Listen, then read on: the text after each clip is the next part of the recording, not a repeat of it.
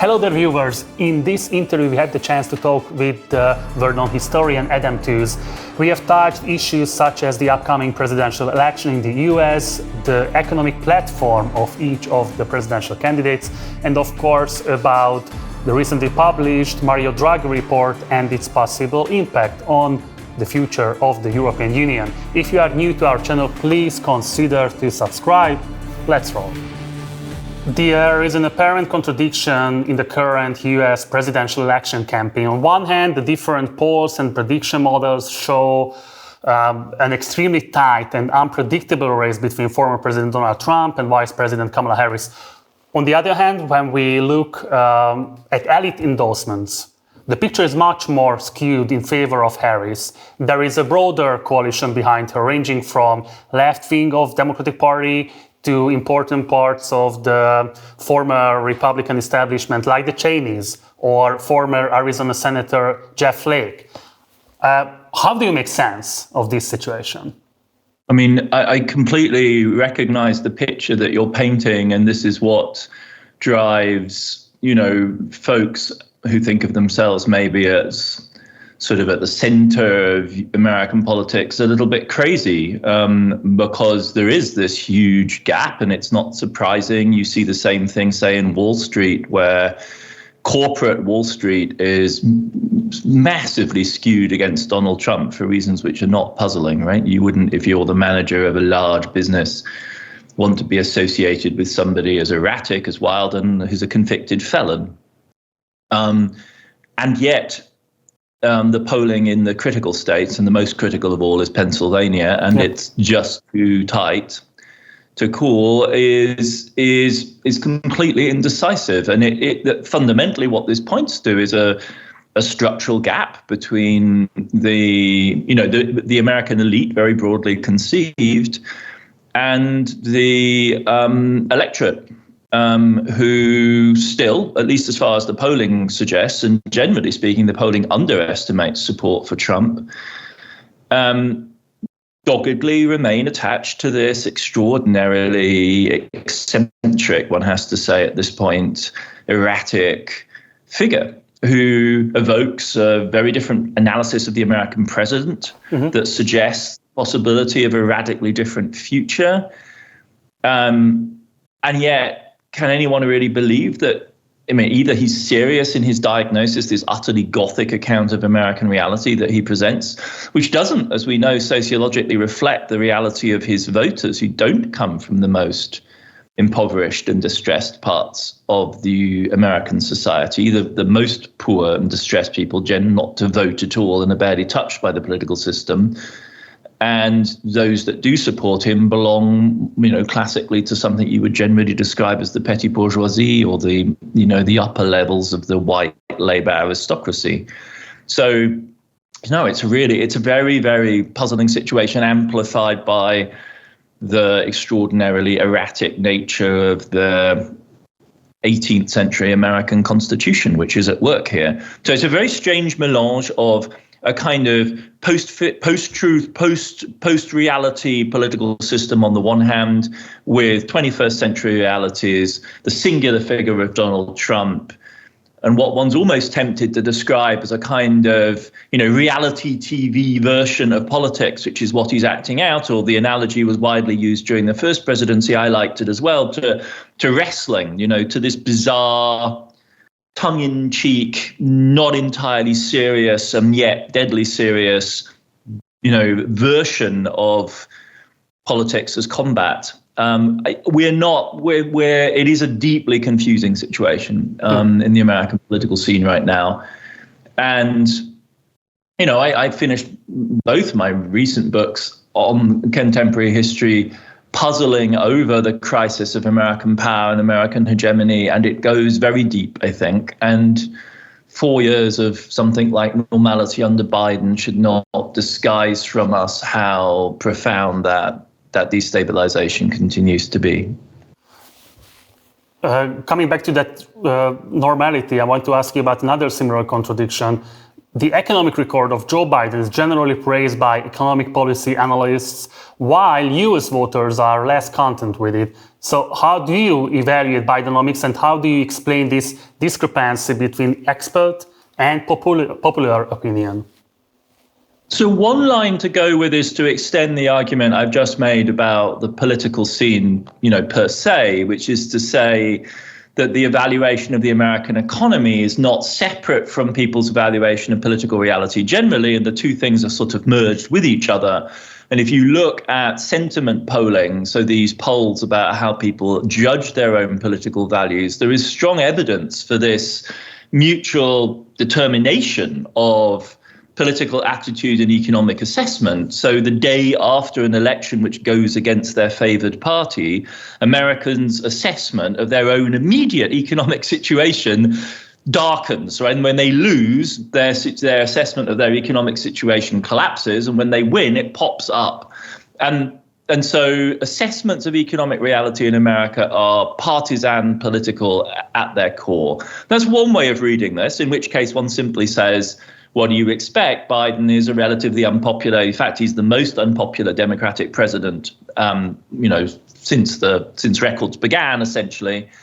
And so he can do as well as he likes on the macro side without it fundamentally shifting views. Another way of reading this is that the macro perspective is missing something. It's missing something important at the level of the experience reality of sections of American society with a particular series of problems.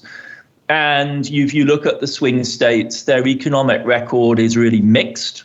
So a state like Pennsylvania, which is the decisive one, has had relatively slow growth since 2019. It is a state with chronic problems of poverty, both in the hinterland, the rural areas, and in the inner cities of Pennsylvania. These are cities like Pittsburgh, Philadelphia, Harrisburg.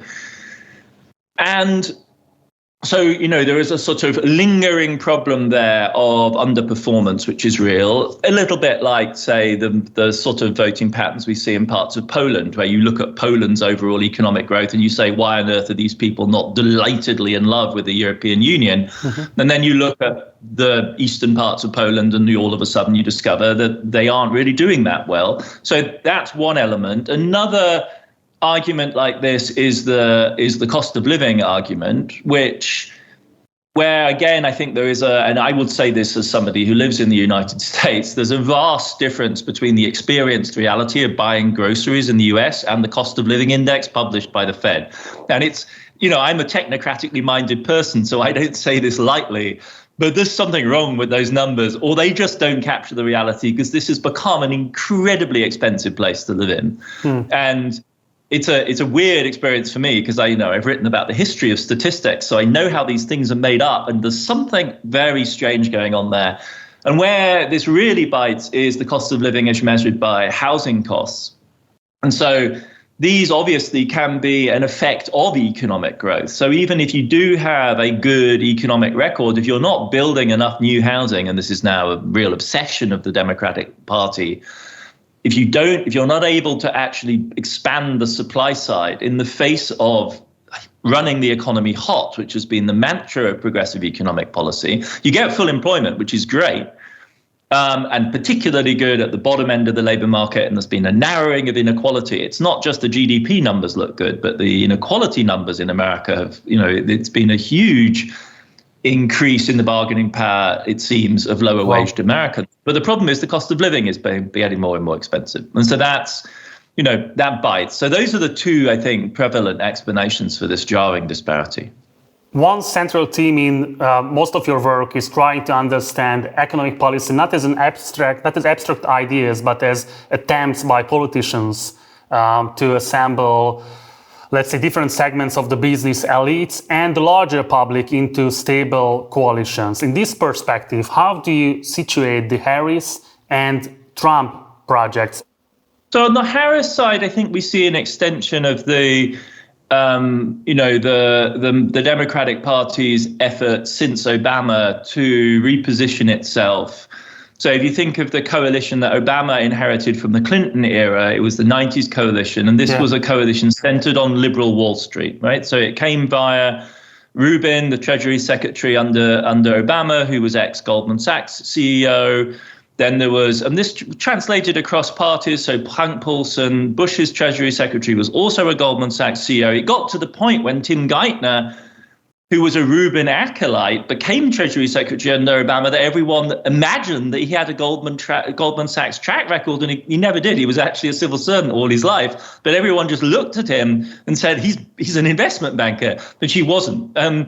And so that, I think, was a caricature of the degree to which investment banking, which is the more adventurous, more globally orientated wing of American banking, had become a symbol for the de facto elite that was governing America. And that has fragmented since 2008 in various different ways. And I see the Democrats as trying to corral a new coalition, which is broadly a kind of green modernizing growth coalition, which includes liberal finance. So if you'd like, it would be more Larry Fink of BlackRock, which is the great fund manager. It's an asset manager. It's not a bank. It would be tech, which is what Harris brings in a really big way and began to open up with Obama. And it would be various types of green energy interest. Duke, for instance, in the South, that was very important in pushing for the Inflation Reduction Act to actually happen. So I would see that as their coalition, with then an associated college-educated female electorate that fits neatly with that. There was an effort from the left to include in that coalition the actual American working class, which is diverse, service sector orientated. That didn't prove possible, in part because of contradictions within the Democratic Party's own camp. So that would be because Manchin was running a much more conservative blue-collar line and kill Build Back Better. So that's the confines of the Democratic side. The Trump coalition is much more eclectic. And it includes fossil fuel. It's quite clear that he's making a serious bid for fossil fuel. Yes. But then around that, he has this cluster of oligarchic money. And the interesting thing about oligarchic money is that it's only in rare exceptions systemically relevant, right? It's in the US economy, which is a $25 trillion economy, a mere billionaire is not really a big player. And if you don't have a multi-trillion dollar balance sheet like JP Morgan or BlackRock, you're not really a big player in the system. But if you are a hedge fund manager with, billions in personal assets, or a tech tycoon of the middle tier, not the Alphabets and the Googles, right, but the Palantirs, the mid tier of Silicon Valley, they have huge resources. An American election's expensive, but it costs $2 billion, right? So from the point of view of a multi-billionaire, this is not really an expensive undertaking. To buy influence with an American politician costs you hundreds of millions at the very most, right? So this is small change for them. And all you need is to be one of those kind of players, and you're in. And the thing about that kind of capital is it's not constrained by law, by human resource departments, by the conventional standards of American polite society. It can be whatever Elon Musk decides on any given day, right? Or whatever Thiel or whoever else is calling the shot has decided is his latest intellectual hobby. And so it's very difficult to predict or really provide structural explanation, because it could just be some dude who got rich with some payment software in the early 2000s who wakes up one morning and goes, what else am I going to spend a couple of $100 million on this year? Let's do this. And it's not, it's kind of an erratic element in power, because the US economy as such is too big to be run by people like this. And the people who run the American economy in the macro sense tend to be dem-aligned because they have to abide by the law, right? Like JB Nyman once said, you need a shrink and a lawyer to run JP Morgan. And Trump doesn't like really dealing with either shrinks or lawyers, for obvious reasons, because he's mad and bad. So the only reason he employs them is to ward off, standard mainstream America trying to regulate him. So it's a very erratic coalition. The one theory I really like is the petty bourgeois gentry theory of Trump. So And again, this is like differentiating our understanding of wealth and power. Because if you look at the top 1% of American society, most of those people are not hedge fund managers or, Wall Street barons. Most of them own car dealerships, big construction, medium-sized regional construction firms. They run chains of franchised fast food businesses. These people are worth $20 to $30 million. And they are what one sociologist labeled them the American gentry. Mm-hmm. And that group is overwhelmingly Trump. Because why? Because they depend on low taxes and light regulation for their businesses to make the huge profits that they do. And so that, if you like, is the kind of, if you're looking for a thick sociological glue, as opposed to just the vapors that drive the billionaire backers of Trump, that would be the group I would look at. Fossil fuel, obviously, because they are worried about the green thing. And then this core group of businesses that do Republican clientelistic politics at the state and the national level to secure the licensing, to secure the regulation or the lack of regulation and the tax deals and the standoff on illegal migrant labor that allows them to tick along. Migrant labor is, for that group, actually a really difficult issue. And this is where you have to say Trump is not a rational, he's not a rational player in this system, because if he was serious about trying to coalesce that group, he would be, lackadaisical on migrant labor instead of threatening these mass deportations. You've mentioned Peter Thiel, Elon Musk. Yeah. What is your explanation about why they are mostly Trump-leaning? So, culturally, these guys in the Silicon Valley were absolutely, so they have, Democratic affiliations, but right now they are hardcore Trump supporters. So what is your explanation for such a phenomenon? I mean, you don't want to try too hard to explain somebody like Elon Musk. Thiel, because he's just a very, very idiosyncratic individual. Vanity plays a huge role. In Thiel's case, he is a more concerted and serious-minded conservative thinker, I think. And I think they see, and Trump, of course, isn't. So why are they backing him? Because I think they see him as a wrecking ball. They see Trump as a bulldozer. They see Trump as somebody who'll break down convention. They're quite profoundly convinced that America is in crisis. And so a little bit like, in a slow-moving billiard game, or, somebody at some point just fires the ball into the pack of balls and they fly everywhere, and then you look for opportunity in that space. And I think they're starting from that kind of position. They have a deep-seated analysis of American crisis, and they believe that the Democrats, their besetting sin, and they're not wrong about this after all, is their vanity. And, the gerontocracy within the Democratic Party is profound. And this is because the baby boomers really have an incredibly hard time admitting that it's no longer their game to play. This is symptomatic of the broader crisis they diagnosed. And so they want to do anything, really, I think, to shatter that. They reckon probably that they'll get more military spending than they would under the Dems, though it's hard to see how you could be more aggressive in foreign policy than the Biden team have been. But above all, of course, they also reckon with the fact that there won't be obnoxious taxes, right? They really, really don't like the proposed tax on unrealized capital gains. That, for their model of business, would be expensive, and they really dislike that. What's interesting, though, is once upon a time you would have said they also don't like aggressive regulation of the tech space. And that's not true, because Thiel and Musk, both of them, are in what's called the mid-tech space, right? So there are the startups, and then there are the mega players, the Googles, the Alphabets of this world.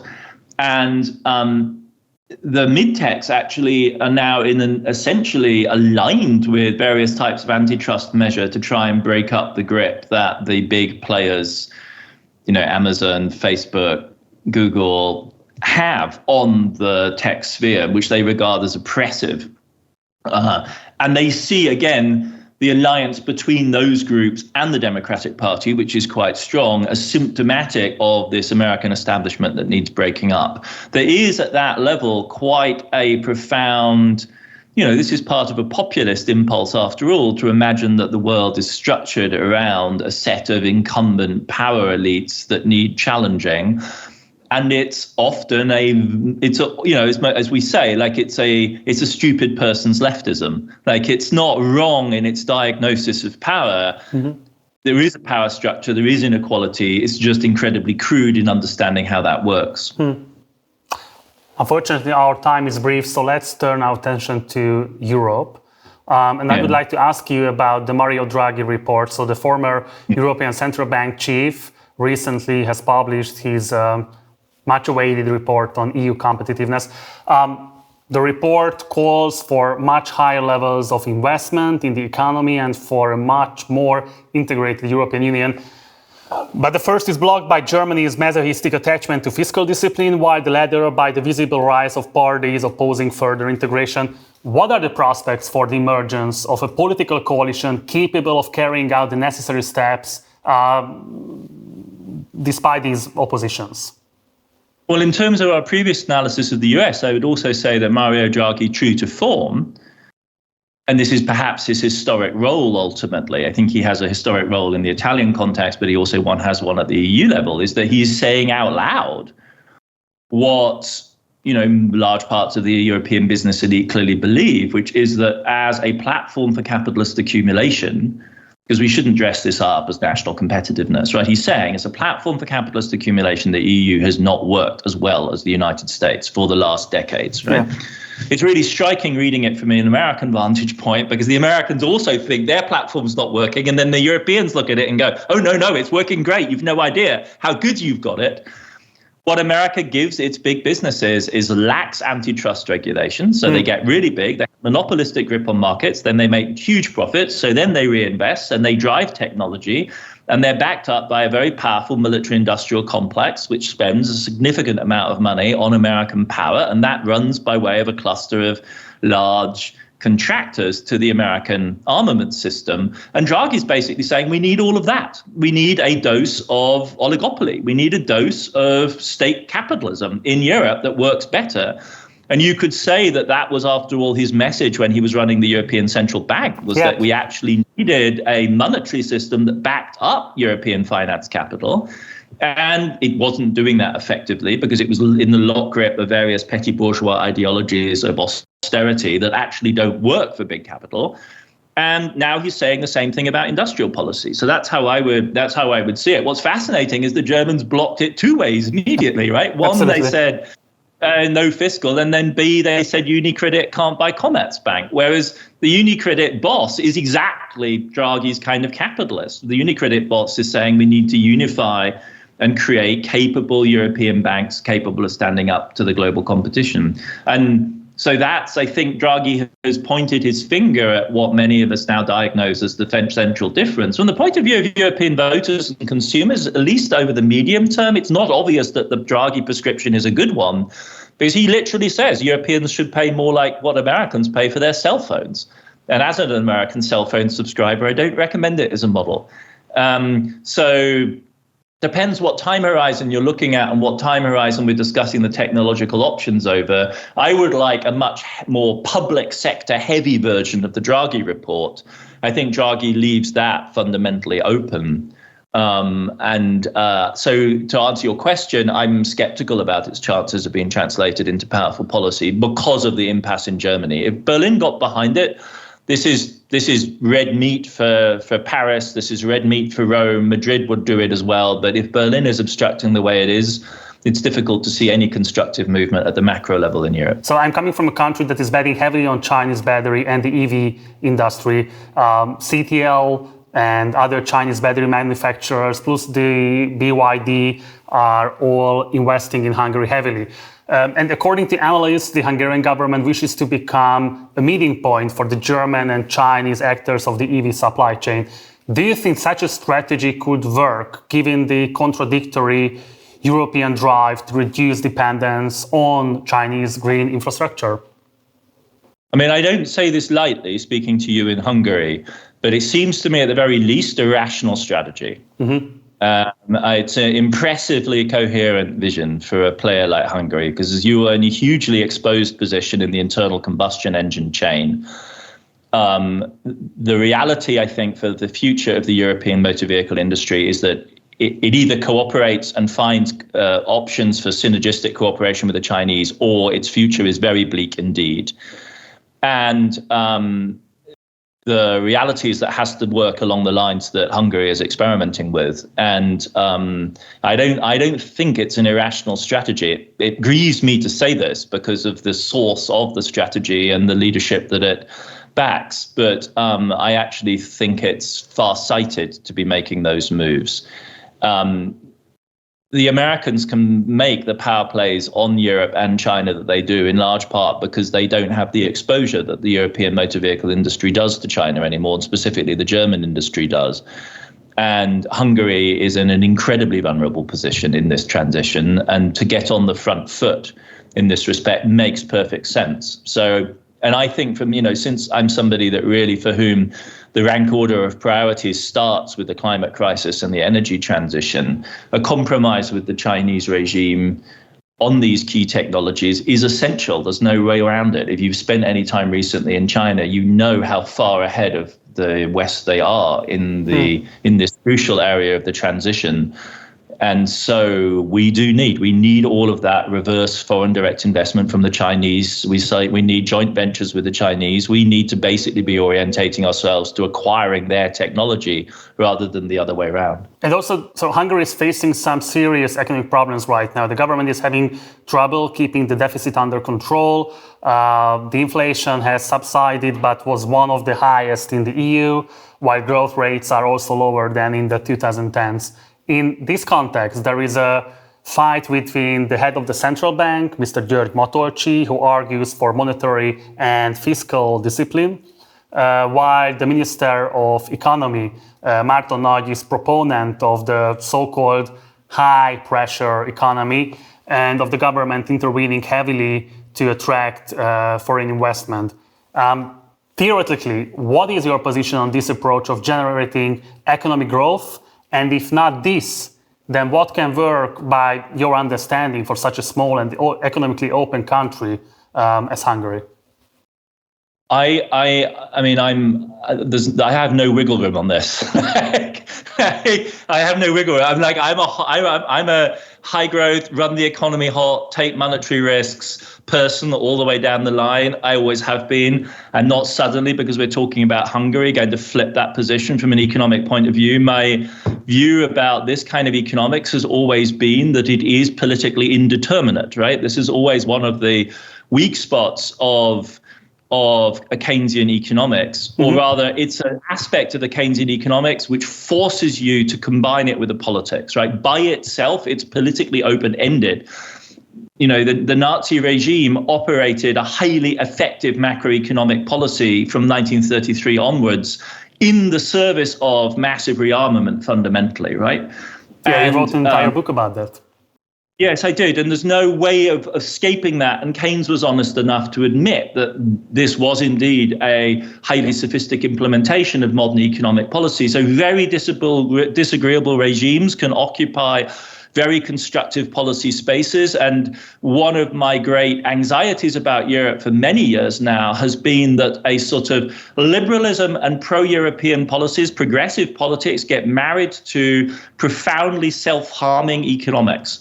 And in part because of a game of my enemy's enemy is my friend, right? So if a national populist regime is adopting a Keynesian policy, then by definition, everyone who opposes that regime must therefore espouse a austere liberal policy as its antidote. And this is a catastrophe to be backed into that kind of corner. The problem, of course, is if you don't have power, it's the other side that gains the benefits of a more dynamic and more positive and more proactive policy, which also gives people the sense of agency, which is clearly one of the key things which is lacking in the current moment. And so what terrifies me about the broader EU, to speak there, is that we have this self-reinforcing, perverse, vicious cycle. We're seeing it played out in Germany, where a progressive coalition, one I hailed as the most progressive in the world, which I think was a fair assessment of the time it was formed, has essentially self-obstructed to the point at which very reasonable voters are saying we actually need somebody to do something in Germany. And so the first thing I need to do is wake those bastards up in Berlin. And how do I do that? Well, I make a really radical political choice that will get their attention. And it's bad politics in every respect. But you can understand where that motivation comes from. So I think right now the evidence is that take Turkey, for instance. You can run an economy in the current global space which has productive resource and is close to the EU. You can run it appallingly badly and get away with it. So my sense is that, unfortunately, if you like, there are no liberal guardrails which are going to swoop in. This was the same with Brexit, right? And the divine judgment of the market will deliver punishment to the absurd exponents of Brexit in the UK. It never happened, right? That is the liberal conceit. The markets are too baggy and too flexible right now. And so for progressive opinion in Hungary, I would think this is one of the really great dilemmas, is you can't invoke that external constraint in a reasonable way and say, well, therefore we must pursue a tight ship, and this kind of line, I think, is a dead end.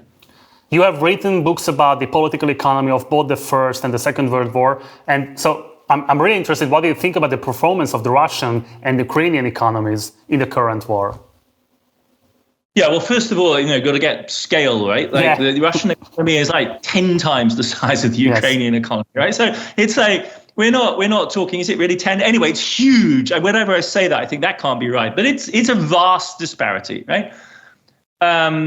Both have survived. Both demonstrate the ability of competent national economic government to manage a really devastating, very serious crisis. In the Russian case, my read is somewhat perversely that the war has jobbed them out of a very conservative mindset that prevailed really as a legacy of the late 1919 crisis in Russia, right? Putin and his cohorts learned the lesson that you build stability by fiscal conservatism. They run government surpluses, they have a big sovereign wealth fund, they run huge export surpluses, they accumulate reserves. This was the kind of conservative war chest strategy. And it served them quite well when they were doing small challenges to the global order. Georgia, Ukraine won. But of course, all their reserves were just sanctioned when it came to the real struggle. But the upside is that it's unleashed the policy imagination in Moscow. So all of a sudden now you essentially have a much more aggressively nationalistic industrial policy, which has compensated for the loss of external markets by domestic demand. And as a result, the home front in Russia is holding up really rather well, because in a sense, the old regime in which Russia bid for fiscal and financial respectability by an internal conservatism was self-harming, right? It restrained Russia's growth, it limited investment, it actually made the Russian economy more and more dependent on oil and gas as its major sources of external demand. So in a weird way, sanctions are a salutary shock to the Russian policymaking system, which has pushed them more towards an aggressive, assertive, national Keynesian strategy, which works quite well, for at least for a while, right? Is it a long-run strategy? No, but that's in the long run, we're all dead. The whole point is what happens in the near future. Ukraine looked like it was going off the rails. What we've learned in Ukraine is that with sufficient external support and competent and relatively disciplined internal management, right, there was a big struggle there too between the war-fighting part of the government and the central bank, and there was a compromise clearly. It hasn't been documented in great detail, but there was a compromise done at the end of the first year in which the West committed enough external support and the Ukrainians agreed no longer to use domestic monetary financing, and that has enabled them to stabilize the economy. It's very fragile, though, and I think it's really underestimated. And as we all know, it's a problems not just from the monetary macro balance, but from the supply side that are really worrying. And in the coming winter, it'll be the electricity supply that's crucial, right? If the Russians are actually able to drive home their now sustained attack on Ukraine's infrastructure, the first year of that, the Ukrainians had enough reserve capacity to cope, but I think they no longer do. As far as I understand it, they're basically down to the nuclear reactors at this point. And if the Russians can hit the transformer stations around those, it's really not clear whether the Ukrainians can sustain the power supply. And as important for an economy as the monetary system is the electricity supply system. So these are one or two of the common denominators of any modern economy. And if you can knock the electricity supply system out, you will get non-linear, very, very serious interruptions to production that will devastate the Ukrainian home front. So I think that's the financial balance is just about holding. A Trump administration would make that problematic, but they've tried to Trump-proof aid. The Europeans could come up with more money if they needed to. But the supply side is a different story. And the manpower issue as well, of course, but that's really more strictly a military matter and a political balance the Ukrainians have to strike as to whether or not. De facto, neither side is fighting this as a total war. It's a very interesting example of a modern war to speak, rather coldly about what is obviously a ghastly human drama. But it's an extraordinary instance of two sides, neither of which are really operating at total war, even though the stakes for both sides are existential. Professor Tooze, I would have multiple additional questions, but unfortunately our time is up. Thank you very much for your time, and thank you very much for the chance for raising these questions. I hope we can talk to each other soon, and maybe we will have a second interview, maybe after the election or maybe next year. So thank you very much for your time, and thank you very much for your insight on these issues. Very happy. Look forward to our next talk. Thank you. Take care. Bye.